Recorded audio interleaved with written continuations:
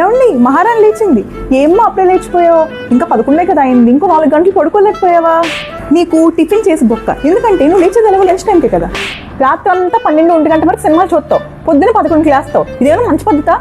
అసలు పద్ధతి ఏమైనా బాగుందనో చెప్పు. ఏ రోజు కూడా పొద్దున్న 6ంటికి లేచి పుస్తకాలు పట్టుకొని చదివిన పాపాన్ని పోలేదు నువ్వు. అయినా అంత నిద్రేట్రా మనిషికి, కుంభకర్ణుడిలాగా తినడం పడుకోవడం. మళ్ళీ మధ్యాహ్నం కూడా పడుకుంటావు. అందుకే చెప్పాను మధ్యాహ్నం పడుకోకరా, రాత్రి నిద్ర రాదని. మనిషి పెరిగే కొద్దీ బుద్ధి పెరుగుతుంది అంటారు. నువ్వు చిన్నప్పుడేనా ఏం కదరా 6 గంటకల్లా లేచేవాడివి, ఇప్పుడు చూడు ఏం మాయరోగం పట్టుకుందో ఎదవకి. మళ్ళీ అలారం పెట్టుకుంటాడు ఎంతకి, 8 గంటలకి.